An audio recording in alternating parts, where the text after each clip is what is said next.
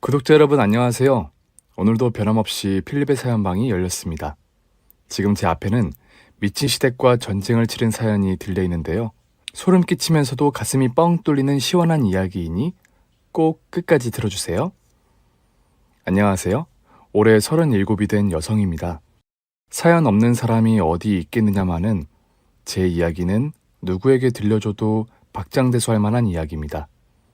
필립님의 목소리로 듣고 싶어서 사연을 써서 보내드려요.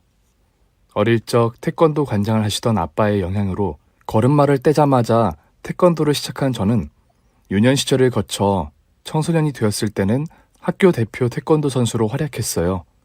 시합을 나가면 동체급들을 KO 쓰러뜨리는 게 보통 일이었죠. 상단 돌려차기인 하이킥을 아주 잘 차서 누구라도 한 대 맞으면 기절하고 말았답니다. 그래서 별명이 환상의 발사디기였어요. 같이 태권도를 하는 친구들은 제가 당연히 국가대표로 성장할 거라는 확신의 말을 했어요. 고등학교도 역시 태권도부가 있는 학교에 가서 운동을 했는데 제 꿈은 18살에 무너지고 말았습니다. 고강도 훈련을 하다가 무릎 십자인대가 끊어져서 수술을 받았는데 다시 운동을 해봐도 전처럼 실력 발휘를 내지 못했어요. 아빠는 객관적인 시선으로 보시고 더 이상 태권도는 안 되겠다며 다른 길을 찾아야겠다고 하셨습니다. 그래서 늦게나마 공부를 시작했어요. 하지만 보통 친구들보다 수준이 많이 모자라서 공부도 쉽지 않았답니다. 거의 매일 밤을 새우다시피 하며 교과서를 읽고 또 읽으며 공부해봤더니 겨우 수업 진도를 따라갈 수 있었어요. 고3이 되자 본격적인 수능 준비에 돌입해서 개인 과외를 받으며 최선을 다해 공부했습니다. 그렇게 공부에 빠져 지내다 보니 세상을 넓고 멀리 보게 되었습니다. 대학에 가서 배우고 싶은 게 무엇인지 매일 고민에 빠졌답니다. 저는 십자인대가 끊어졌을 당시 병원에 있던 의사와 간호사들을 동경하는 마음을 가졌었는데 그 직업을 가지고 싶어졌습니다. 그런데 제 실력으로는 의사는 아주 많이 무리여서 간호사가 되겠다는 목표를 가지고 수능 준비를 이어갔어요. 그리고 수능 시험을 잘 치르고 목표했던 점수보다 높게 받아서 무난하게 한 대학의 간호학과에 입학할 수 있었네요. 대학생활 하는 동안은 공부도 열심히 하고 친구들과 잘 어울리기도 했고 연애도 몇 번 했답니다. 제가 연애를 한 남자들과는 깊게 사랑에 빠지지 못했는지 오랜 기간을 사귀지 못하고 헤어지길 반복했습니다.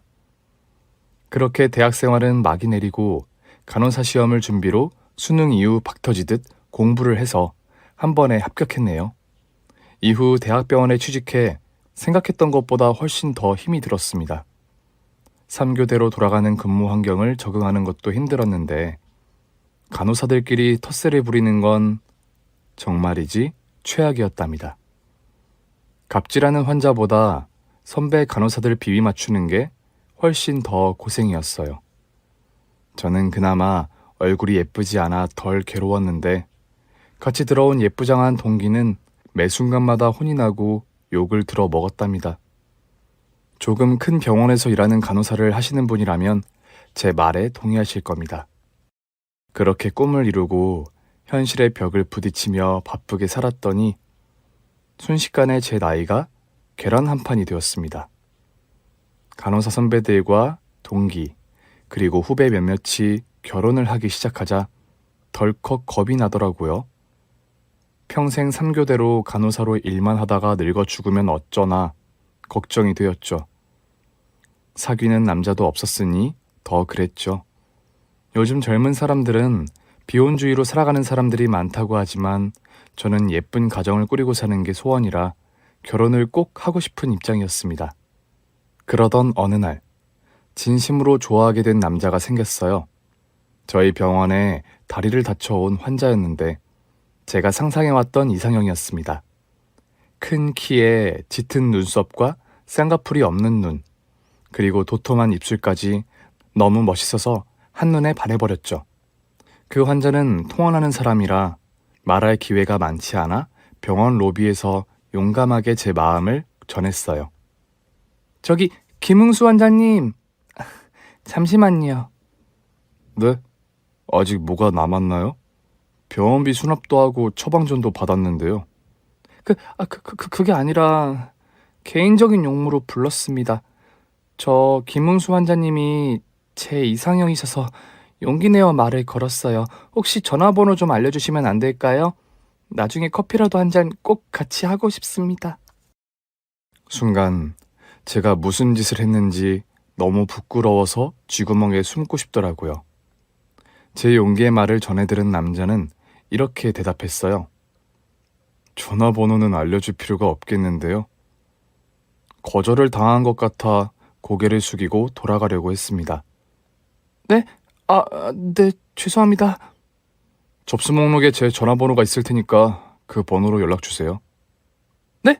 그럼 만나주시겠다는 건가요? 그래요. 나중에 커피 마십시다. 이만 가볼게요. 목발을 짚고 떠나가는 남자의 뒷모습을 보며 빙그레 웃을 수 있었고 다시 신나게 일할 수 있었습니다. 며칠 뒤, 금요일이 되어 주말에 만나면 어떨까 싶어 전화를 걸었는데 약속이 있다며 다음으로 미루더라고요. 그래서 비번인 날 연락을 했더니 또 만나기 어려울 것 같다며 다음에 시간이 되면 자기가 연락하겠다고 하더군요. 저를 별로 만나고 싶어 하는 것 같지 않아 포기를 해야 하나 고민을 거듭해 봤는데 첫눈에 반한 게 정말 무섭더라고요. 자려고 누워도 그 남자가 생각났고 밥을 먹는 와중에도 떠올랐습니다. 열병에 걸린 것처럼 하루 종일 그 남자만 생각났답니다. 그렇게 마음이 심란한 중에 응수 씨가 병원에 진료를 보러 왔어요. 제가 고백한 걸 애써 모른 척하며 환자로만 대하듯이 인사를 했죠. 김응수님, 깁스 푸신 거 축하드려요. 그럼 안녕히 가세요. 저 간호사님, 그동안 제가 바빠서 연락을 못 드렸습니다. 아직 커피 마시기로 한 거 유효한가요? 그는 그동안 다친 다리로 회사를 다니고 출장까지 다녔다며 저를 기다리게 해서 미안하다는 말을 했습니다. 그 말에 다시 들뜨게 된 저는 바로 괜찮으니 얼마든지 만났으면 좋겠다고 푼수처럼 대답했어요. 그래서 그날 밤 병원에서 퇴근하고 응수 씨와 첫 데이트를 하게 되었습니다. 부푼 기대를 하고 나갔는데 카페에서 커피를 주문하고 10분 정도 앉아 있었어요. 저는 고백했을 때와 달리 쑥스러워서 말을 못하고 가만히 앉아 있었는데 응수 씨도 별말을 하지 않고 커피만 홀짝거리며 마시다가 그만 나가자고 하더군요. 다른 데를 가자는 말이 아니었고 집에 그만 돌아가자며 손을 흔들었답니다. 다음에 또 기회가 있으면 봅시다. 잘 가요, 간호사님. 네? 이렇게 헤어지는 거예요? 알겠어요. 조심히 들어가세요. 저는 아쉬움을 뒤로하고 집으로 돌아갔습니다. 응수 씨가 저에게 관심이 없는 걸 확인했으니 괜한 기대를 하지 말고 빨리 잊어야겠다고 생각했죠. 응수 씨는 일주일에 한두 번 연락을 걸어왔는데 마치 어장관리 당하는 기분이 들어 연락을 하면 안 되겠다는 생각이 들어 답장하지 않았답니다. 그가 머릿속에서 떠나지 않았지만 억지로라도 잊고 다른 인연을 찾아야겠다고 판단해 간호사 동료들에게 소개팅을 해달라고 밑밥을 쫙 깔아놓았고 얼마 지나지 않아 새로운 남자들을 만날 수 있었습니다. 그중 저에게 큰 표현을 하며 좋아하는 남자의 애프터 신청을 받아들였어요. 두 번째 만남에 사람들이 많은 거리에 나가 데이트를 하는데 우연히 응수 씨를 만나게 되었답니다. 그는 제가 다른 남자와 있는 걸 보더니 조금 놀란 눈치였어요. 뭐야? 간호사님, 아니 성경 씨, 다른 남자 만나고 있던 거예요? 저랑 썸 타고 있는 줄 알았는데. 네? 그게 무슨 말씀이세요? 저한테 관심이 하나도 없으시잖아요. 제가요? 내가 워낙 무뚝뚝하고 연애에는 관심이 없어서 이기적으로 보였나 봅니다. 됐어요. 이유가 어찌되었든 연락도 잘 되지 않는 남자랑은 만나고 싶지 않습니다. 저 지금 데이트 중이니까 가던 길 가세요. 아쉽네요. 바쁜 거 지나가면 성경 씨를 잘해볼 생각이었는데. 뭐 부족한 제 탓이죠. 그럼 데이트 잘하세요. 그의 말에 짜증과 화가 나기도 했지만 한편으로는 조금 참고 기다릴 걸 그랬나 싶은 아쉬움도 들었습니다. 그렇게 소개팅남과 몇 번의 만남을 가지고 있었는데 상상하지 못했던 큰 사고가 벌어졌어요. 저희 부모님이 결혼 35주년 기념으로 부산에 여행을 가셨는데 돌아오는 길에 고속도로에서 4층 추돌로 큰 사고가 났답니다. 아빠 차는 큰 트럭들 사이에 껴서 종이장 구겨지듯 반토막이 되었고 부모님은 그 자리에서 세상을 떠나고 말았어요. 경찰에게 전화를 받자마자 급히 병원으로 가봤지만 두 분은 지하 영안실로 옮겨진 뒤였어요. 싸늘하게 식은 부모님을 안으며 오열하고 졸도하기를 반복하다가 곧 이성을 찾고 장례치를 준비를 시작했답니다. 상복을 입고 홀로 부모님 영정사진 앞에 앉아 넋을 놓고 있다가 장례 지도자가 조문객들에게 연락을 돌리라는 조언을 받고는 핸드폰을 꺼내 전체 문자로 부고를 알렸어요. 그리고 1시간이 지나자 첫 조문객이 찾아왔습니다. 성경씨, 연락받고 많이 놀랐어요. 지금 많이 힘드시죠? 네, 많이 힘드네요. 갑작스러운 사고로 돌아가셔서 정신을 차리기 어렵습니다. 어쨌든 바쁘실 텐데 들러주셔서 감사합니다. 정말 유감이네요. 고인이 되신 부모님의 명복을 빕니다. 성경씨, 제가 옆에서 도울 수 있는 게 있을지 모르지만 사흘 동안 곁에서 힘을 보태어드리고 위로가 되어드리겠습니다. 저를 위해 장례식장에 남아주겠다고 했는데 그가 하는 말은 귀에 들어오지 않았습니다. 황망하고 슬픈 감정에 사로잡혀서 눈물만 끝없이 흘렸을 뿐이었죠. 제가 정신을 차리지 못하고 있자 옆에서 조문객들을 안내하고 챙겨주는 역할을 응수 씨가 해주었고 장례 지도자와 일일이 소통도 대신 해줘서 제가 신경 쓸 일이 없게 해주었답니다. 그는 사흘 동안 한숨도 자지 않고 자리를 지켜주었고 슬퍼하는 저를 시시때때로 위로해주고 토닥여 주었습니다. 그 모습을 본 친척들은 제가 짝을 잘 만났다는 말씀을 하셨고 결혼한 사이도 아닌데 이렇게까지 하는 게 쉬운 일이 아니라며 놓치면 안 된다고 조언을 하시기도 했답니다. 그런데 그때도 제 귀에는 어떤 말도 들어오지 않았어요. 그렇게 부모님의 상을 치르고 집안에만 박혀 있는데 응수 씨가 찾아왔습니다. 무슨 볼일로 왔느냐고 물었더니 밥을 해주러 왔다며 손수 요리를 해서 상을 차려주었어요. 내가 이럴 줄 알았어요. 또 부모님 생각하시면서 쫄쫄 굶고 있었죠? 성경씨, 산 사람은 살아야죠.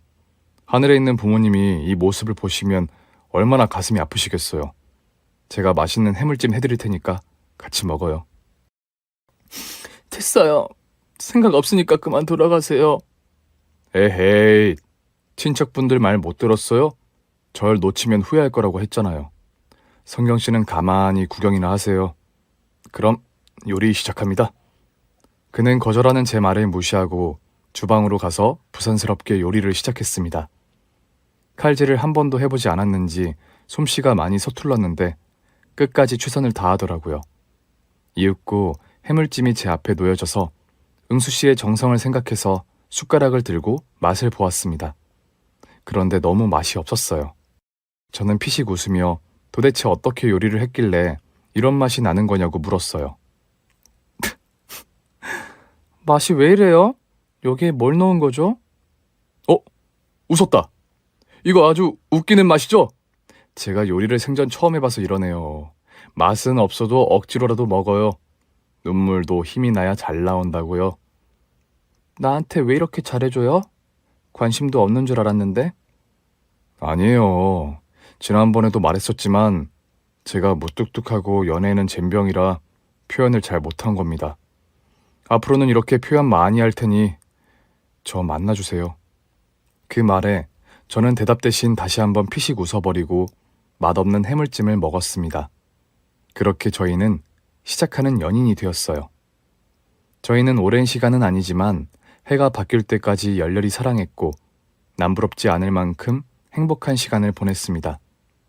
저는 혼자 사는 게 외롭기도 했고 빨리 가정을 가지고 싶은 마음에 먼저 결혼하자는 말을 꺼냈답니다. 응수 씨는 너무 이른 게 아니냐며 조금 더 연애를 하자고 했는데 서로에 대한 확신이 있는데 뭐하러 시간을 더 끌고 가야 하느냐며 결혼을 재촉했어요. 그는 제 마음을 받아주기로 하고 시댁에 저를 인사시켜 주었습니다. 시부모님과 시누이를 처음 봤는데 제가 생각했던 푸근한 태도가 아니어서 조금 놀랐어요. 특히 시어머니는 제 얼굴부터 발끝까지 스캔하시더니 고개를 가로저었답니다. 얘가 만나고 있다는 간호사냐? 아주 평범하네. 아니, 평범 이하 같은데. 엄마는 무슨 말을 그렇게 해. 이만하고 예쁘면 매력 있지. 제 눈에 안경인 게지. 얼굴은 그렇다 쳐도 가슴이랑 엉덩이가 빈약한 게 별로다. 애나 제대로 낳을 수 있을지 모르겠다고. 처음 인사 온 사람한테 그게 무슨 막말이야. 괜히 초치지 말고 예쁘게 좀 봐줘. 시어머니의 쓴소리가 끝나자 시누이가 말을 잇더군요. 오빠, 그동안 사귀어왔던 여자들 중에 제일 별로다.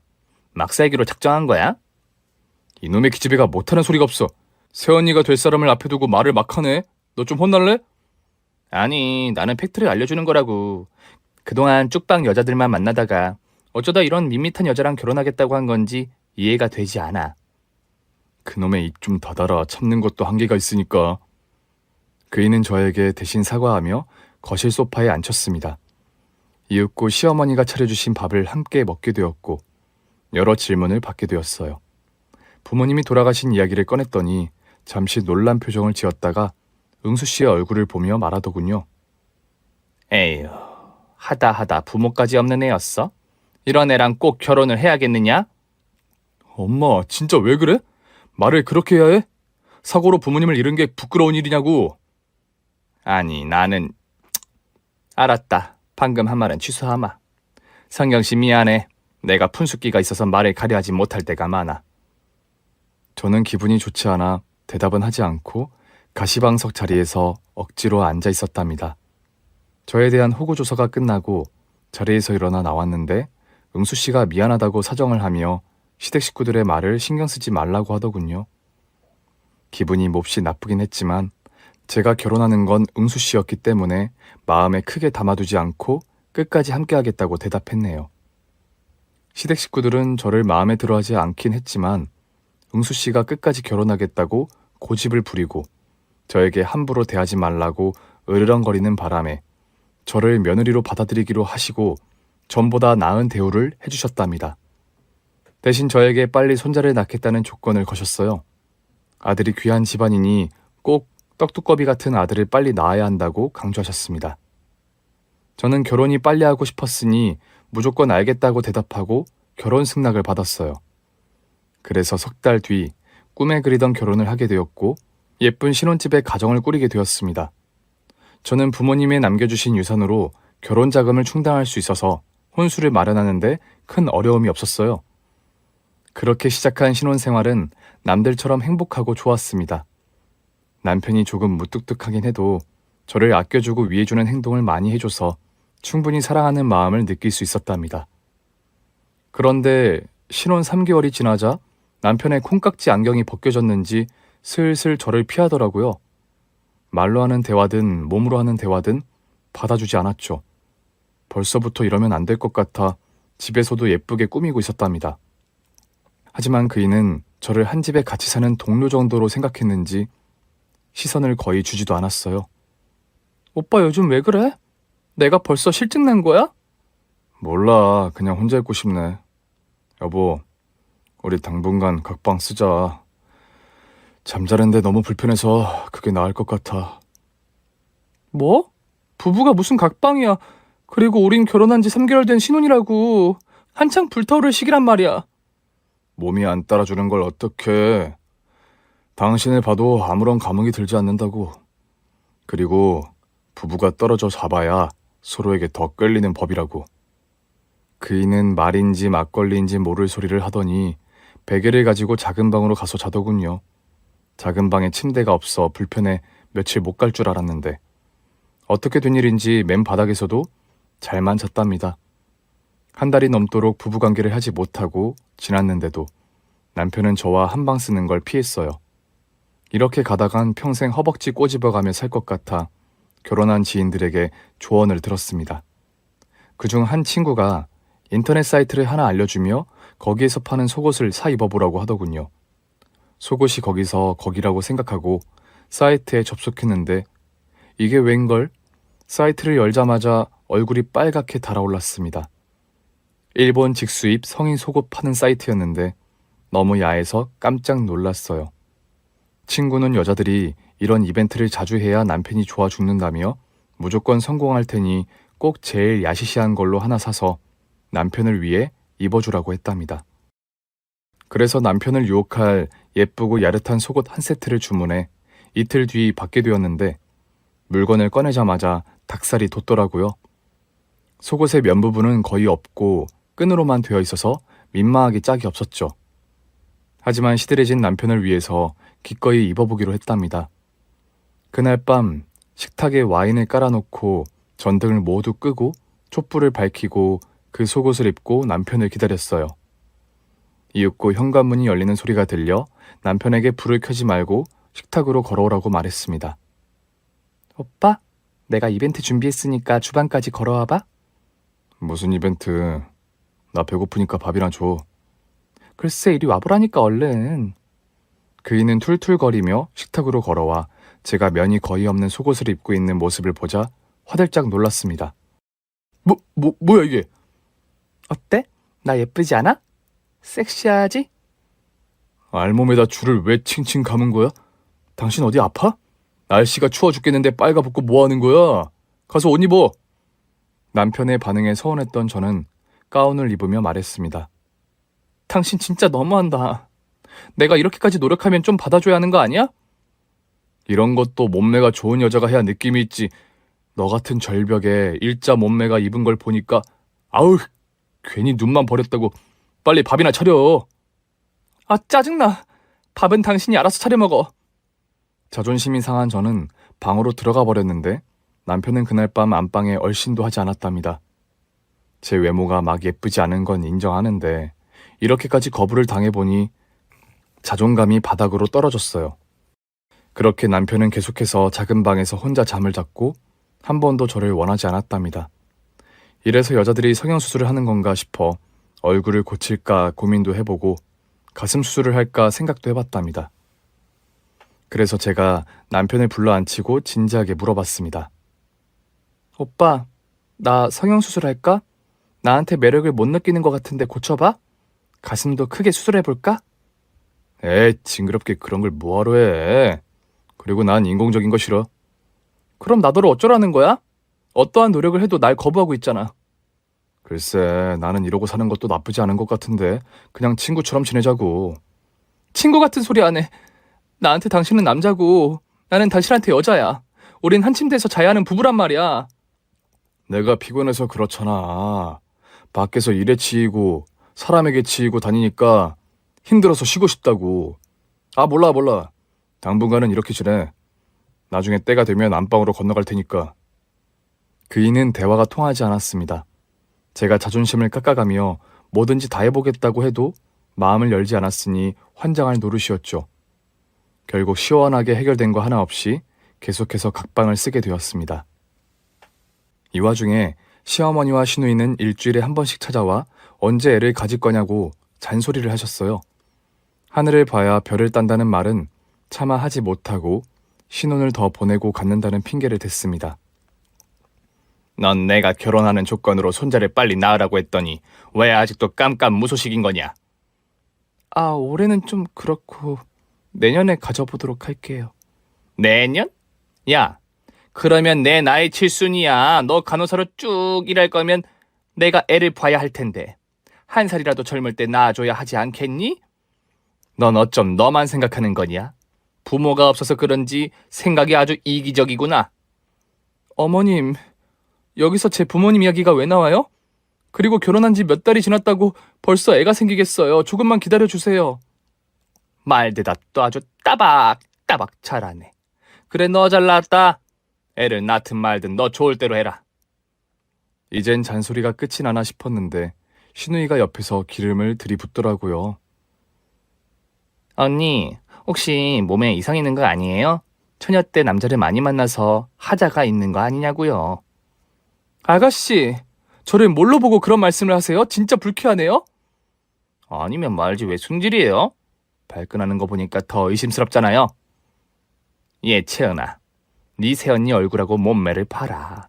이런 외모로 남자들을 후리고 다닐 수 있겠냐? 엄마, 모르는 소리 하지 마. 이렇게 볼품없이 생긴 여자들이 남자들을 많이 밝혀서 과거가 복잡하다니까? 오빠 말 들어보니까 새언니가 먼저 꼬셨다고 했잖아. 그것만 봐도 얼마나 많은 남자들에게 치근덕댔겠어. 듣고 보니 또 그러네.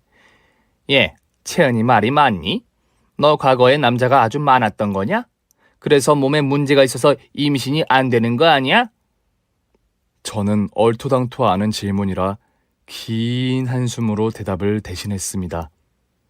시어머니와 시누이는 이런 식으로 제 속을 뒤집기를 반복하셨어요.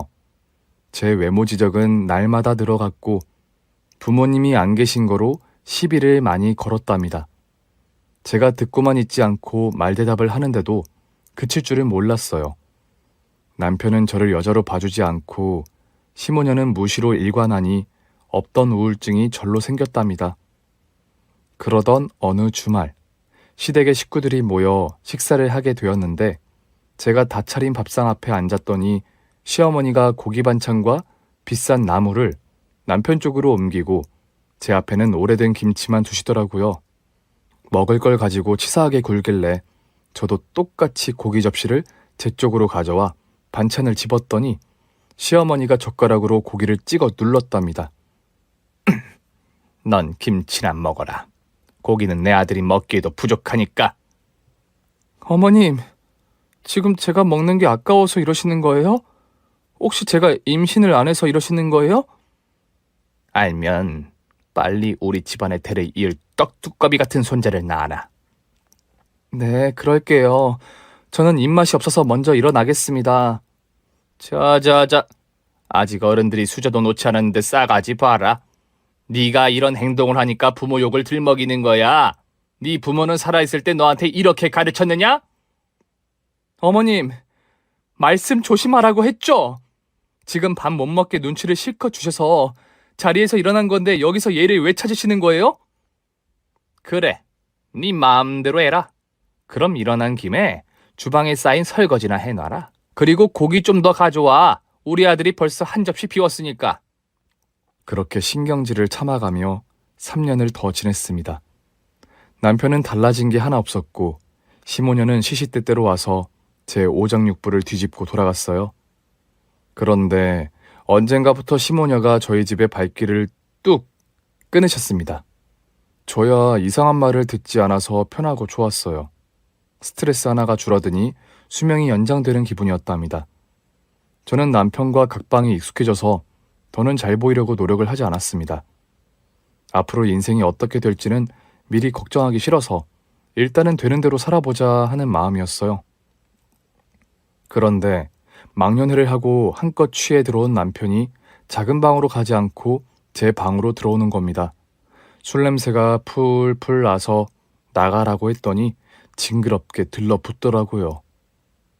우리 자기? 자고 있었어? 오빠가 왔는데 그냥 자면 어떡해? 이리 와봐. 뭐 하는 거야? 당신이 이러면 내가 바로 좋다고 할 줄 알았어? 냄새나니까 저리 꺼져.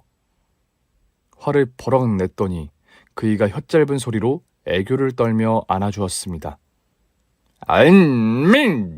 미안해.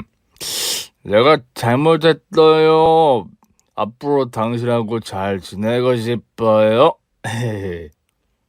저리 가. 어머. 나도 모르겠다.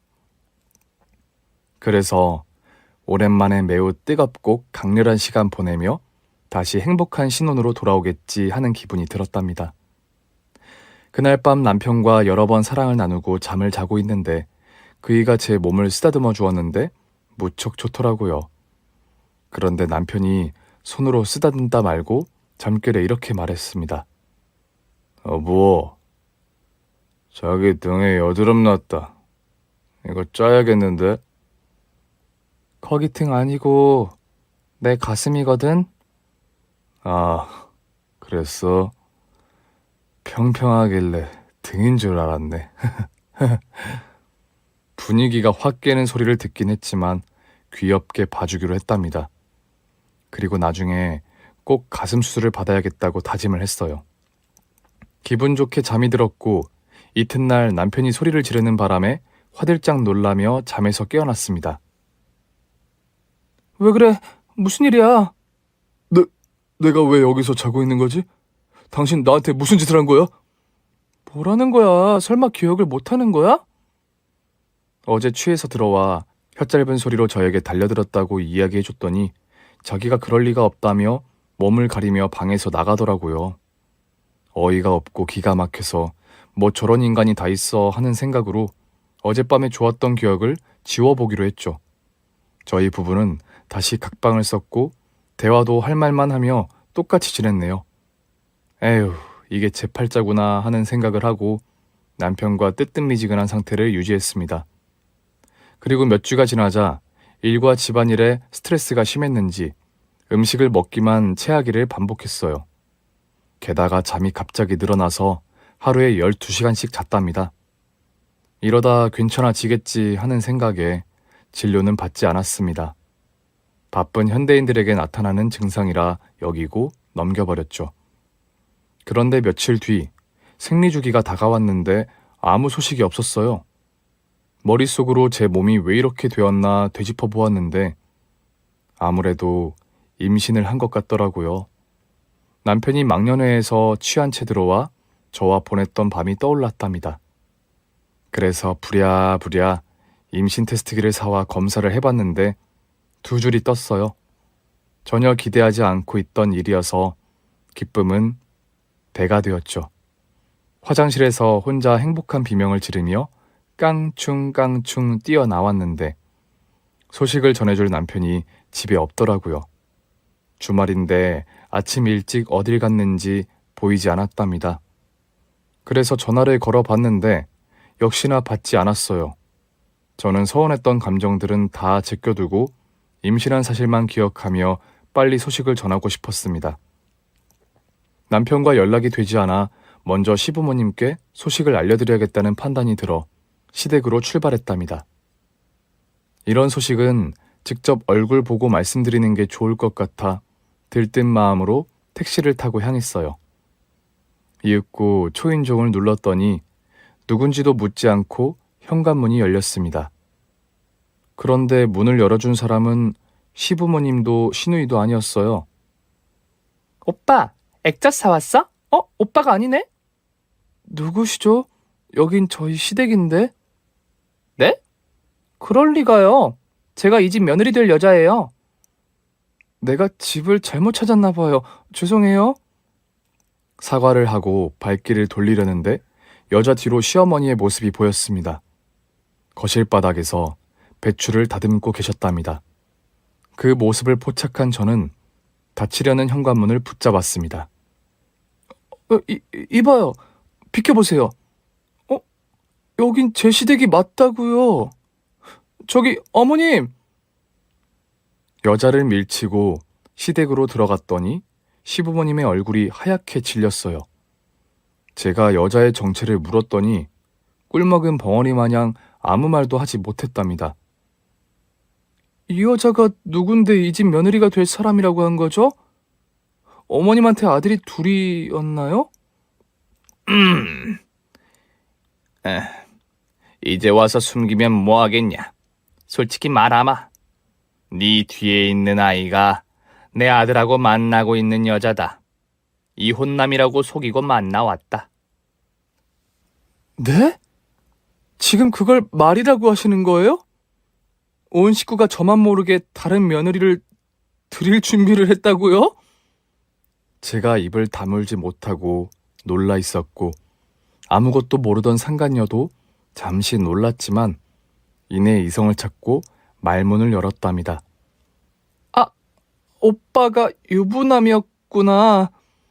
그런데 어머님, 이혼을 하긴 할 건가요? 저는 이혼만 한다면 상관없어요.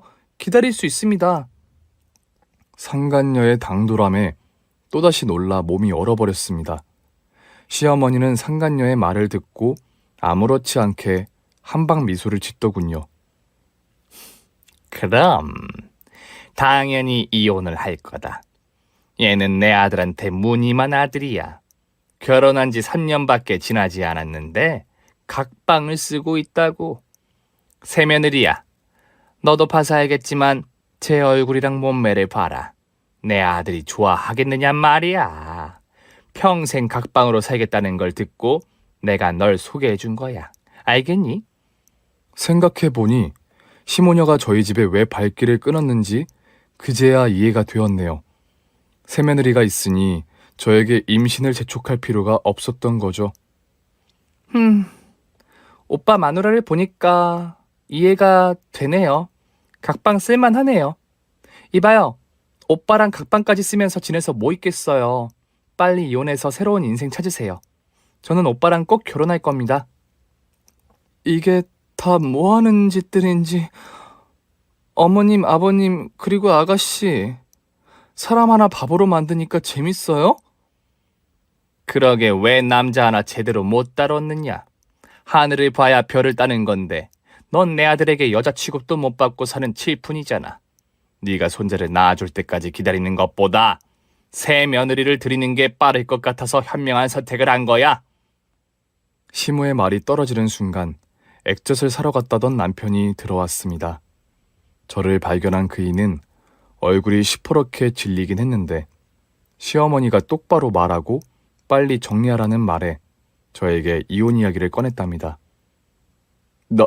나중에 얘기하려고 했는데 오늘 들켜버렸네, 여보. 당신과 나는 맞지 않아. 그건 당신도 알고 있을 거야. 우리 이만 헤어지자. 위자료 줄 테니까 새롭게 시작해. 개 같은 놈. 내가 그렇게 노력해도 꿈쩍하지 않더니 바람을 피우고 있던 거야? 당신한테 매력을 느끼지 못해서 그런 건데 어쩌겠어. 하여튼 난 이 여자랑 결혼할 거야. 그러니까 이혼하자. 그 말을 듣고 임신 테스트기를 꺼내 남편 얼굴에 집어 던졌습니다. 그이는 그걸 주워들며 고개를 갸웃거리며 말했습니다. 응? 이럴 리가 없어. 각방을 쓰고 있는데 임신이라니. 이게 어디서 수작을 부려? 미리 냄새를 맡고 이따위 걸 준비한 거냐? 뭐? 내가 당신을 잡으려고 가짜를 가져왔다는 거야? 당신이 망년회에 다녀와서 같이 보낸 그날 밤, 그때 생긴 아이라고. 웃기는 소리 하지 마. 난 그런 기억 하나도 없어.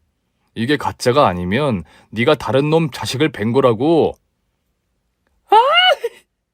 진짜 미쳐버리겠네. 이런 쓰레기 같은 놈하고 결혼을 했다니 믿을 수가 없어. 저 정신 나간 행동하는 거 봐라. 애미애비가 없어서 그런지 교양머리가 하나도 없다니까. 웃기지도 않는 임신 테스트기는 뭐 하는 짓이야?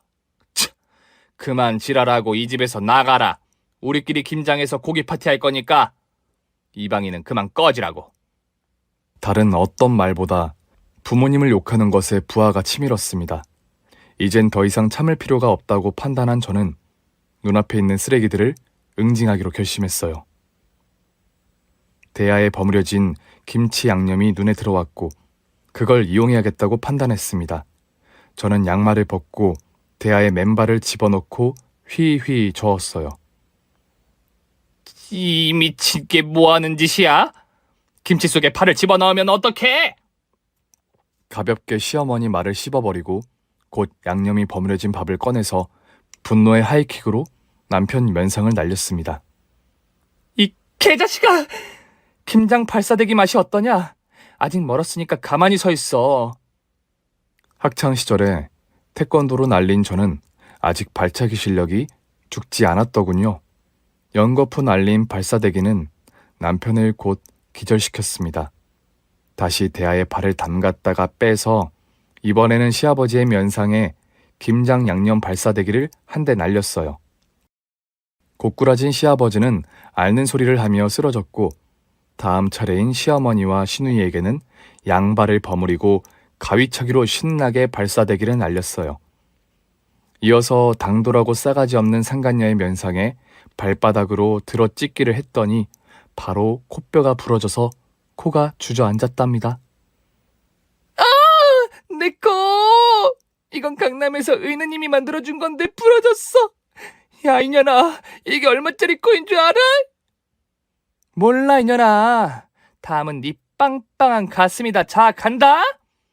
힘차게 날렸더니 가슴을 부여잡고 쓰러지더니 이번에도 비싼 가슴을 왜 망가뜨리느냐고 소리를 지르다가 빨리 재건축을 하러 가야겠다며 주랭랑을 쳤답니다.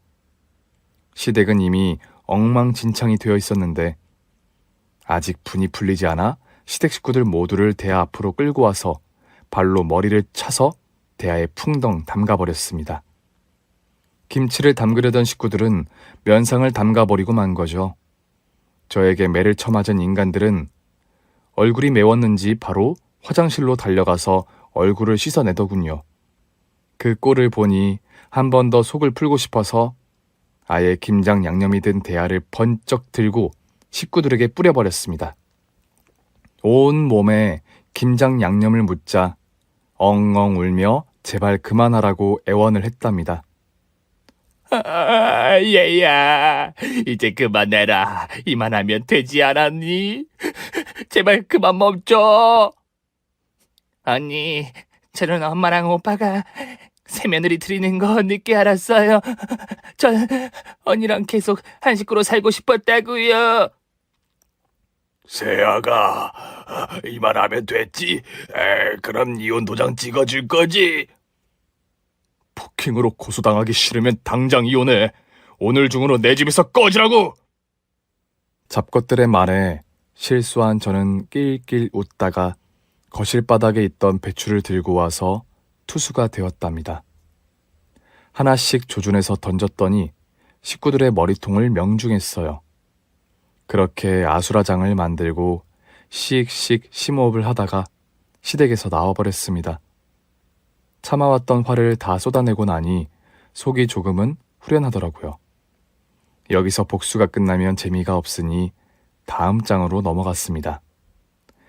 남편에게는 합의 이혼하겠다고 안심을 시키고 집을 나와서 심부름센터로 찾아가 남편의 뒤를 캐서 바람 피우는 증거를 확보해달라고 의뢰했습니다. 다행히 그이와 상간녀는 저에게 발사대기를 맞고도 잘 만나더라고요. 불륜 사진 여러 장이 제 손에 들어와 변호사를 선임해 이혼 소장을 썼습니다. 그리고 남편 회사와 상간녀 회사 오너에게 불륜 사진을 퀵으로 보냈어요. 사회생활을 쪽내주고 쪽팔린 줄 알라고 주는 작은 벌이었죠. 두 년놈은 당연히 회사에서 잘리게 되었고 이혼 재판도 제가 이기는 것으로 끝이 났답니다. 모든 복수를 끝낸 저는 뱃속의 아이를 홀로 키우기로 결심했어요. 임신 테스트기로 확인한 후 처음으로 산부인과에 찾아가 검사를 받게 되었답니다. 그런데 의사 선생님이 뭔가 잘못 알고 왔다며 고개를 가로저었습니다. 임신이 아닌데요. 네? 그럴 리가요. 테스트기로 확인했어요. 아, 테스트기로만 확인하셨군요. 그런데 테스트기는 100% 정확하지 않습니다. 이렇게 잘못 알고 오시는 경우가 가끔 있답니다. 그럼 임신이 아니라는 말씀이죠? 잘 알겠습니다. 그렇게 허무하게 병원을 나오게 되었는데 다행이라는 생각이 들더라고요. 쓰레기 같은 시댁 인간들의 피가 흐르는 아이를 갖지 않는 게 천만다행이라고 느껴졌답니다. 그래서 전 이 해프닝을 웃음으로 털어버리고 혼자 사는 삶을 시작했어요. 하늘 아래 가족 하나 없이 다시 시작했는데 미친 시댁과 남편을 겪어보니 혼자 사는 게 훨씬 편하더군요. 간호사 일은 중간에 한 번도 쉬지 않고 꾸준하게 일했습니다. 한국의 나이팅게일이라는 말을 들을 때까지 이 일을 멈출 생각이 없었죠. 일만 하면서 1년을 보냈더니 저에게 운명 같은 사랑이 찾아왔답니다. 다른 병원에서 일하던 의사 선생님이 들어왔는데 눈이 좀 낮으셨는지 저에게 반하셔서 구애를 해주셨어요. 이혼이라는 공통점을 가지고 있어 만나는 데는 큰 고민을 하지 않았습니다. 그는 제 인생에서 가장 많은 사랑을 준 사람이어서 재혼까지 성공했어요. 저를 더 사랑해주는 사람을 만나니 결혼 생활은 상상 이상으로 행복했습니다. 지금까지 이 남자를 만나기 위한 역경을 헤치고 살아온 거라 생각하고 있답니다. 이렇게 저의 사연은 끝이 나네요. 글솜씨가 없어서 재밌으셨는지 모르겠는데 부디 즐거운 시간 되셨길 바랍니다. 그럼 모두 안녕히 계세요. 오늘의 사연이 재밌었다면 구독과 좋아요, 알림 설정까지 부탁드려요. 저는 다음 사연으로 돌아오겠습니다. 감사합니다.